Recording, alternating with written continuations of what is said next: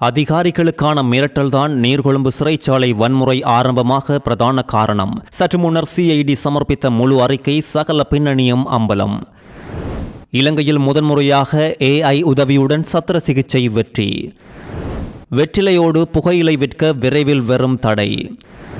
உயர்தர மாணவர்களுக்கு 50,000 ரூபாய் நிதியுதவி புதிய திட்டம். யாழ்ப்பாண சிறை உத்தியோகத்தர் மேல் விளக்கமறியல் கைது நடத்திய தாக்குதலால் பரபரப்பு. இனி தொடர்வது விரிவான செய்திகள். நீர்கொழும்பு சிறைச்சாலையில் அண்மையில் நடந்த வன்முறை சம்பவங்கள் குறித்து விசாரணை நடத்துவதற்காக 3 குழுக்களாக 40 குற்றப்புலனாய்வு திணைக்கள அதிகாரிகள் களமிறக்கப்பட்டுள்ளதாக நீர்கொழும்பு நீதவான் சிலனி பெரேரா முன்னிலையில் குற்றப்புலனாய்வு திணைக்களம் நேற்று தெரிவித்துள்ளது.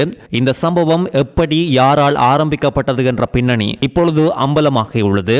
இந்த மோதலில் 31 பேர் உயிரிழந்ததோடு பலர் காயமடைந்துள்ளனர். நீதவான் முன்னிலையில் விசாரணைகளின் முன்னேற்றத்தை விளக்கிய குற்றப்புலனாய்வு திணைக்களத்தின் வணிக குற்றப்புலனாய்வு பிரிவு இதுவரை 136 சிறைச்சாலை அதிகாரிகள், 141 கைதிகள் மற்றும் 9 விசேட அதிரடிப்படை வீரர்களிடம் வாக்குமூலங்கள் பதிவு செய்யப்பட்டுள்ளது என்றும், வன்முறை நடந்தபோது சிறைச்சாலைக்குள் 2417 கைதிகளும் 166 சிறைச்சாலை ஊழியர்களும் இருந்ததாக விசாரணையில் தெரிய வந்துள்ளது. இந்த சிறை கலவரம் இப்படித்தான் ஆரம்பமாகியுள்ளது. கடந்த ஜூலை 5ஆம் தேதி A1 விடுதியில் தடுத்து வைக்கப்பட்டிருந்த கட்டுவல்லேகம சுரேஷ் என்ற கைதி தனக்கு நிர்ணயிக்கப்பட்ட 30 நிமிடங்களையும் தாண்டி உடற்பயிற்சி செய்ய மேலதிக நேரம் வேண்டும் என்று கோரியுள்ளார். அவரது கோரிக்கை மறுக்கப்பட்டதை அடுத்து அவர் சிறைச்சாலை அதிகாரி ஒருவரை தகாத வார்த்தைகளால் திட்டி அச்சுறுத்தியுள்ளதோடு அடுத்த நாள் காலை விடுதி திறக்கப்பட்டவுடன் அந்த கைதி A2 விடுதிக்குள் புகுந்து ஏனைய கைதிகள் மீது தாக்குதல் நடத்தியது இந்த விரிவான வன்முறைக்கு ஆரம்ப புள்ளியாக அமைந்ததாக குற்றப்புலனாய்வு திணைக்களம் அம்பலப்படுத்தியுள்ளது. இந்த மோதலில் 2 கைதிகள் சம்பவ இடத்திலேயே உயிரிழந்ததோடு மற்றொருவர் பின்னர் காயங்கள் காரணமாக உயிரிழந்தார். மொத்தம் 36 கைதிகள் வைத்தியசாலையில் அனுமதிக்கப்பட்டனர். இந்த நீர்கொழும்பு சிறை வன்முறை சிறைச்சாலை முழுவதும் பரவிய நிலையில் கைதிகள் சிறைச்சாலையின் மருந்தகம் மற்றும் நிர்வாக கட்டடங்களை சேதப்படுத்தியுள்ளதோடு நிலைமையை கட்டுப்படுத்த முடியாததால் சிறைச்சாலை அதிகாரிகள் காவல்துறையின் உதவியை நாடியுள்ளனர். வன்முறை பெரியதாகியதை தொடர்ந்து சிறைச்சாலை தலைமையகத்திலிருந்து 89 அவசரகால மீட்பு படை வீரர்கள் வரவழைக்கப்பட்டனர். மறுநாள் 6ஆம் தேதி காலை உணவு கொடுக்க என்று அதிகாரிகள் உள்ளே சென்றபோது நாங்கள் தாக்குவதற்கு தயாராக இருக்கின்றோம் என்று கைதிகள் உணவு கொடுக்க வந்த அதிகாரிகளையே மிரட்டியுள்ளனர். முற்பகல் 10:30 முதல் 10:50 வரை நிலைமை மோசமடைந்து கைதிகள் கற்கள், மரக்கட்டைகள் மற்றும் இரும்பு துண்டுகளை கொண்டு அதிகாரிகள் மீது தாக்குதல் நடத்தியுள்ளனர். உள்ளே இருந்த அதிகாரிகளுக்கு சிறைச்சாலை அமைப்பு எப்படி என்று தெரிந்திருந்ததால் அவர்கள் தப்பித்தாலும் கொழும்பிலிருந்து சென்ற பல அதிகாரிகள் வழி தெரியாமல் வெளியே வர முடியாமல் உள்ளே சிக்கியுள்ளனர்.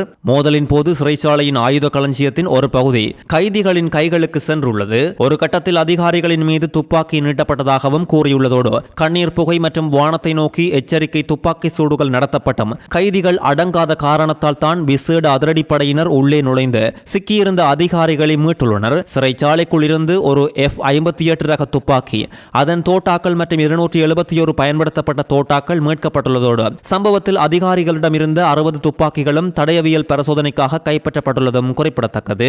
சிறைச்சாலையில் இருந்து கைப்பற்றப்பட்ட CCTV பதிவுகள் மொரட்டுவை பல்கலைக்கழகத்தின் கணனி தடயவியல் ஆய்வகத்திற்கு அனுப்பி வைக்கப்பட்டுள்ளதோடு கொலை குற்றம், ஆயுத சட்டமீறல் மற்றும் பொது சொத்து சட்டத்தின் கீழ் இந்த விசாரணைகள் தொடர்ந்து நடத்தப்படுவதோடு கைதிகள் அனைவரும் சிறைச்சாலைக்கு மாற்றப்பட்டுள்ள நிலையில் அவர்கள் குறித்த அறிக்கையை சமர்ப்பிக்குமாறும் ஏனைய சிறைகளுக்கு மாற்றப்பட்ட கைதிகளிடம் குற்றப்புலனாய்வு திணைக்களம் ஊடாக வாக்குமூலங்களை பதிவு செய்யுமாறும் நீதவான் உத்தரவிட்டுள்ளார்.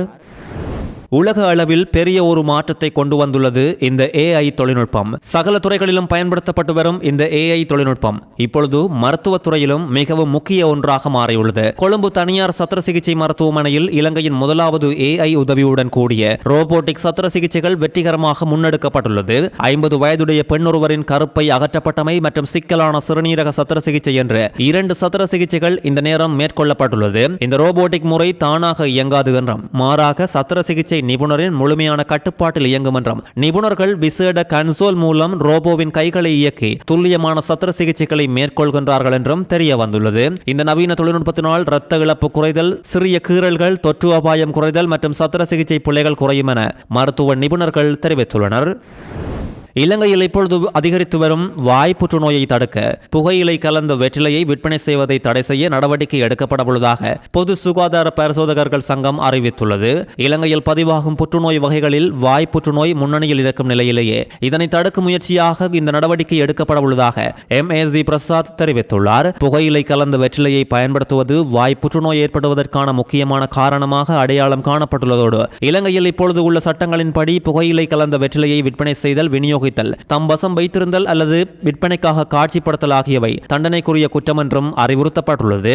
இவ்வாறான சட்டங்களை நடைமுறைப்படுத்துவதற்கும் பொதுமக்களின் ஆரோக்கியத்தை பாதுகாப்பதற்கும் நாடளாவிய ரீதியில் இருக்கும் பொது சுகாதார பரிசோதகர்கள் வேகமான கண்காணிப்பில் ஈடுபட உள்ளதோடு பொதுமக்களும் வர்த்தகர்களும் இந்த விடயம் குறித்து விழிப்புணர்வோடு செயல்படுமாறும் சட்டவிரோதமான முறையில் புகையிலையை வெற்றிலையோடு கலந்து விற்பனை செய்வதை தவிர்க்குமாறும் அதிகாரிகள் வலியுறுத்தியுள்ளனர். ஊழியர் நம்பிக்கை நிதிய சபை அதாவது ETF கல்வி பொதுத்தராதர உயர்தர பரீட்சைக்கு தோற்றும் அங்கத்தவர்களின் பிள்ளைகளுக்காக நிபுணதா சவிய என்ற புதிய நிதியுதவி திட்டத்தை அறிமுகப்படுத்தியுள்ளது. தகுதியுடைய மாணவர்களுக்கு இந்த திட்டத்தின் கீழ் அதிகபட்சமாக 50,000 ரூபாய் வரை நிதியுதவி வழங்கப்படும் என்று அறிவித்துள்ளதோடு இந்த நிதி கடனாக இல்லை என்றும் அதனை மீள செலுத்த வேண்டிய அவசியம் இல்லை என்றும் தெரிவிக்கப்பட்டுள்ளது. தொழில்நுட்ப மற்றும் தொழிற்கல்வி ஆணைக்குழுவில் பதிவு செய்யப்பட்ட கல்வி நிறுவனங்களில் தேசிய தொழிற்கல்வி தகுதி அதாவது NVQ லெவல் 3, NVQ லெவல் 4 மற்றும் லெவல் 5க்கு உட்பட்ட 100 தொழில் பயிற்சி பாடத்திட்டங்களில் ஏதேனும் ஒன்றை தேர்வு செய்து மாணவர்கள் இந்த உதவியை பெற முடியும். மாணவர்கள் தொழில்திறனை மேம்படுத்தி உள்நாடு மற்றும் வெளிநாடுகளில் வேலைவாய்ப்புகளை பெறும் நோக்கில் அவர்களை தயார்படுத்துவதே இந்த திட்டத்தின் பிரதான நோக்கமாக உள்ளது என்று ETF தெரிவித்துள்ளதோடு இந்த திட்டம் குறித்த மேலதிக தகவல்களை மாணவர்களும் பெற்றோரும் www.etfb.lk என்ற இணையதளத்தின் மூலம் பெற்றுக்கொள்ளலாம். யாழ்ப்பாணத்தில் சிறையில் விளக்கமறியல் கைதியொருவர் சிறைச்சாலை உத்தியோகத்தர் மீது தாக்குதலை மேற்கொண்டுள்ள சம்பவம் பரபரப்பை உண்டாக்கியுள்ளது. தாக்குதலுக்கு உள்ளான சிறைச்சாலை உத்தியோகஸ்தர் சிகிச்சைக்காக யாழ் போதனா வைத்தியசாலையில் அனுமதிக்கப்பட்டுள்ளதோடு போதைப் பொருள் வழக்கு தொடர்பில் விளக்கமறியலில் வைக்கப்பட்டுள்ள கைதியொருவருக்கு நேற்றைய தினம் நீதிமன்ற வழக்கு விசாரணை நடந்தபோது இந்த நபரின் விளக்கமறியலை நீதிமன்றம் நீடித்து உத்தரவிட்டது. அதனை அடுத்து விளக்கமறியல் கைதியை மீண்டும் சிறைச்சாலைக்கு அழைத்து சென்றபோது இந்த நபர் சிறைச்சாலை உத்தியோகஸ்தர் மீது தாக்குதலை நடத்தியுள்ளார். தாக்குதலில் காயமடைந்த சிறைச்சாலை உத்தியோகஸ்தர் யாழ் போதனா வைத்தியசாலையில் அனுமதிக்கப்பட்டுள்ள நிலையில் சம்பவம் குறித்து யாழ் போலீசார் விசாரணைகளை மேற்கொண்டுள்ளனர்.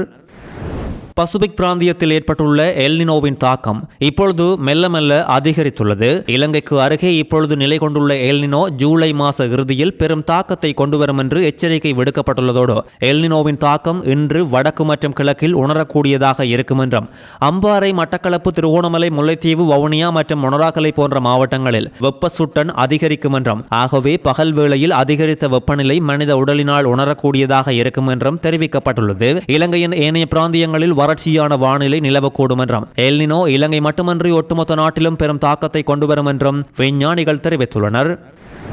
78 வயதுடைய கனடாவின் மனிடோபா மாகாணத்தை சேர்ந்த முன்னாள் நாடாளுமன்ற உறுப்பினர் எங்கி மார்க் என்பவரின் வீட்டில் காவல்துறையினர் திடீரென நடத்திய சோதனையில் நூற்றுக்கணக்கான துப்பாக்கிகள் உள்ளிட்ட ஆயுதங்கள், பெருமளவிலான பணமும் பறிமுதல் செய்யப்பட்ட சம்பவம் கடும் பரபரப்பை உண்டாக்கியுள்ளது.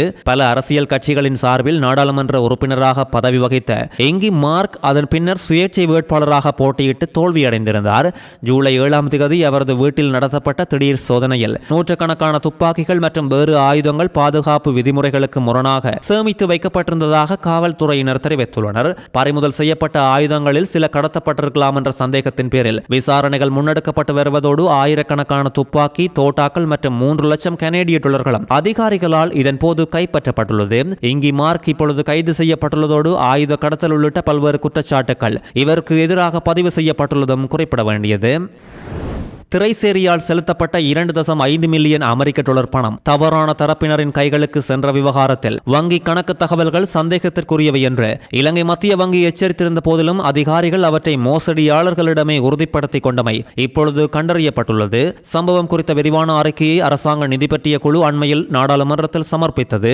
2025ஆம் ஆண்டு நவம்பர் மற்றும் 2026 ஜனவரி மாதங்களுக்கு இடைப்பட்ட காலத்தில் எக்ஸ்போர்ட் ஃபைனான்ஸ் ஆஸ்திரேலியா நிறுவனத்திற்கு வெளிநாட்டு கடனை மீள செலுத்தும் போது நடந்த இணையவழி தாக்குதல் மற்றும் மோசடி குறித்தே இந்த அறிக்கை முக்கிய தகவல்களை வெளிப்படுத்தியுள்ளது. ஐக்கிய அரபு ராச்சியத்தை சேர்ந்த ஒரு பயனாளியிடம் பணம் செலுத்தப்படுவதை அவதானித்த இலங்கை மத்திய வங்கி அந்த முகவரி எக்ஸ்போர்ட் ஃபைனான்ஸ் ஆஸ்திரேலியா நிறுவனத்தின் முகவரியோடு பொருந்தவில்லை என்று சுட்டிக்காட்டியிருந்தது. நிதி மோசடி குறித்த சந்தேகங்களை எழுப்பி உண்மையான கடன் வழங்குனரிடம் தகவல்களை மீள உறுதிப்படுத்துமாறும் 2025 ஆண்டு நவம்பர் 26 நிதியமைச்சுக்கு மத்திய வங்கி அறிவித்தது.